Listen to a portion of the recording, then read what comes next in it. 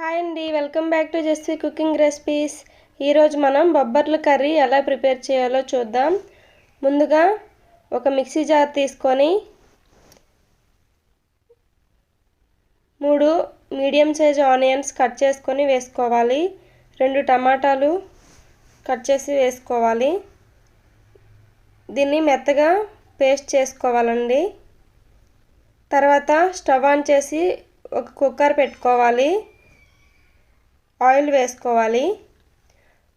Oil వేసిన తర్వాత పోపులు 2 టేబుల్ స్పూన్స్ వేసుకోవాలి.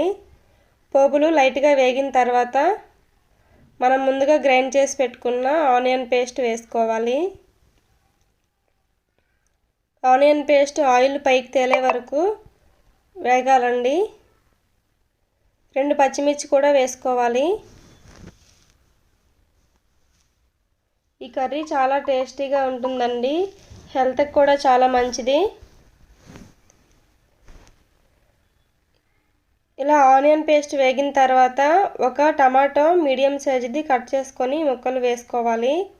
టమాటా మగ్గేంత వరకు మూత పెట్టి 2 నిమిషాల తర్వాత తీసి చూద్దాం. టమాటా మగ్గిపోయిందండి.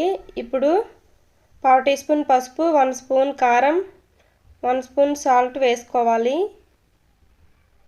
సాల్ట్ కానీ ఉప్పు కానీ ఏదో ఒకటి వేసుకోవచ్చు. వేసుకొని బాగా కలుపుకోవాలి. కలుపుకొని 1 కప్పు బొబ్బర్లు ముందు రోజు నైట్ నానబెట్టుకొని నీళ్లు వడకట్టుకొని అందులో వేసుకోవాలి. ఈ బొబ్బర్లలో తరచూ మనం తింటే ఇందులో కొలెస్ట్రాల్ స్థాయి కంట్రోల్గా ఉంటుందండి.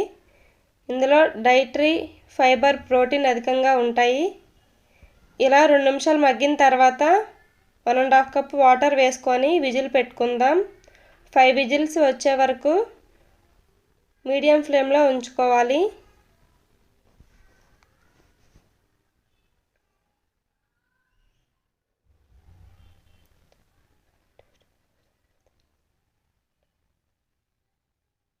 ఇలా 5 విజిల్స్ వచ్చిన తర్వాత స్టవ్ ఆఫ్ చేసుకొని కిందకి దించుకుందాం.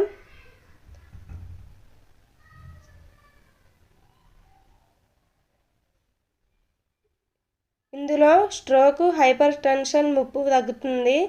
బొబ్బర్లు గ్లైసెమిక్ ఇండెక్స్ తక్కువగా ఉంటుంది.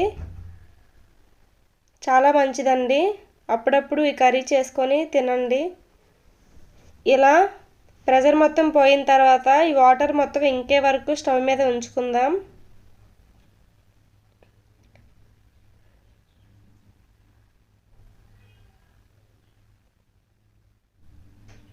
వాటర్ మొత్తం ఇంకే వరకు మీడియం ఫ్లేమ్లో ఉంచాలండి. అంతేనండి, రెడీ అయిపోయింది కర్రీ. ఈ రెసిపీ మీకు నచ్చినట్టయితే నా ఛానల్ని లైక్ చేసి, షేర్ చేసి, సబ్స్క్రైబ్ చేయండి. Thank you for watching.